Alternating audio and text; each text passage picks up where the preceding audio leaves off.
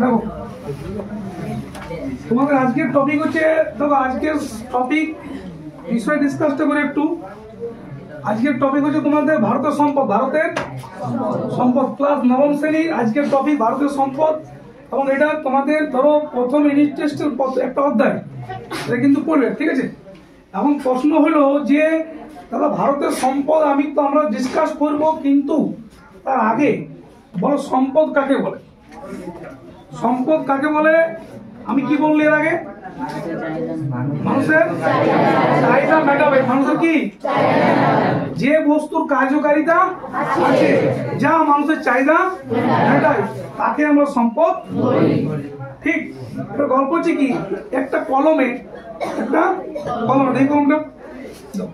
এই কলমটা ধরো লেখা আছে, কোনটা লেখা আছে, তার এর গ্রহণযোগ্যতা আছে, এর চাহিদা আছে, আমি লিখছি।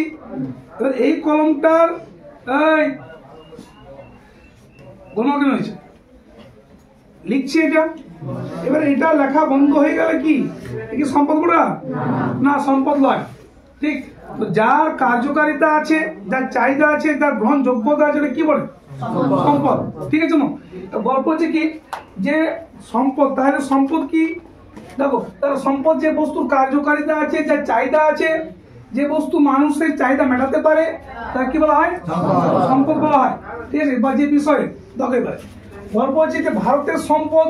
আমি এর আগের ক্লাসে তোমরাকে বলেছি যে সম্পদের বিভিন্ন ভাগ আছে অন্যরকম ভাবে। কি কি?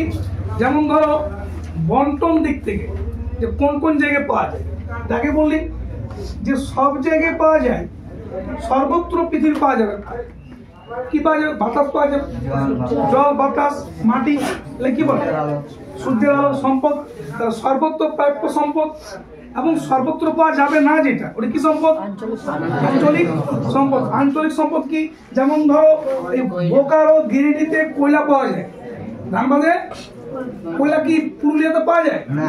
পুরুলিয়াতে পাওয়া যায় কোন দিকে? ওই নিতুড়িয়া, সাঁতুরি দিকে। আমাদের জয়পুরে কি পাওয়া যায় না? পাওয়া যায়। তাহলে কি আছে? তাহলে ব্যাপারটা হলো কি যে আঞ্চলিক সম্পদ হচ্ছে কোনগুলো? জেলা একটা অঞ্চলের মধ্যে সীমাবদ্ধ থাকে। বলো ক্লিয়ার? আমি আঞ্চলিক সম্পদের সংজ্ঞা বলতে পারছি কি না শিখতে হবে। যে সকল সম্পদ একটা অঞ্চলে সীমাবদ্ধ, ঠিক, সব জায়গায় পাওয়া নাই যেতে কি সম্পদ? উদাহরণ কয়লা, পেট্রোলিয়াম, হ্যাঁ, খনিজ তেল, খনিজ। আমার একটা বক্তব্য হলো ঠিক আছে, যাও এবার সম্পদের যেমন ধরো কিছু যেমন বললি যে ভবতা অনুসারে পুনর্ভব আর অপুনর, প্রবাহমান, প্রবাহ হলো। ক্লিয়ার? আচ্ছা, পুনর্ভব সম্পদ উদাহরণ কি হবে? একজন বলো, যে কোনো পুনর্ভব কি হবে? বুঝে বলো। জল, বুঝলো? ঠিক বলেছে। পুনর্ভব মানে কি? আবার ওটাকে ব্যাক করা যাবে। যেমন কি? সূর্য। তোমাদের বইয়ে অলরেডি লেখা আছে কি নাই? দেখো উদাহরণ কি দিয়েছে, কি দিয়েছে? তাহলে প্রবাহমান মানে পুনর্ভব।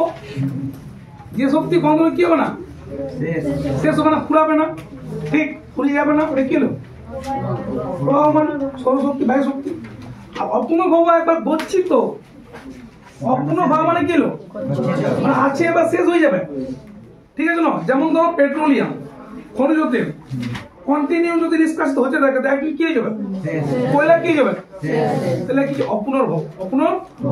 আমি করাচ্ছি সেদিন, তোমাকে এটাকে উচিত ছিল বলা।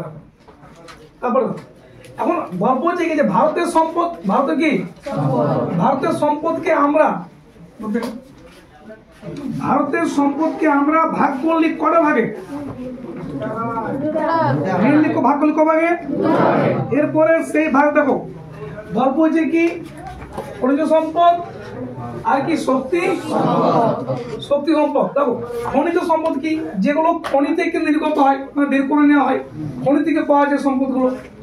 তাহলে তুমি তাপবিদ্যুৎ তৈরি করবে, তো তাপবিদ্যুৎ কি তুমি খনি থেকে আনবে?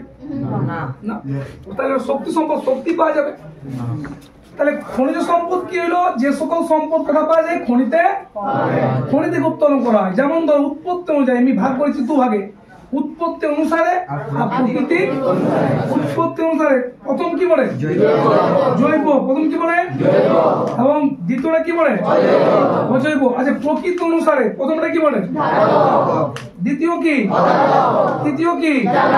প্রকৃতি অনুযায়ী 3 প্রকার এবং উৎপত্তি অনুযায়ী 2 প্রকার। দেখো, জৈব থেকে জীব থেকে উৎপত্তি যেসব সম্পদ কি জৈব সম্পদ, যেটা জীব নয়, জীব থেকে উৎপত্তি নয়, বলে কি হলো?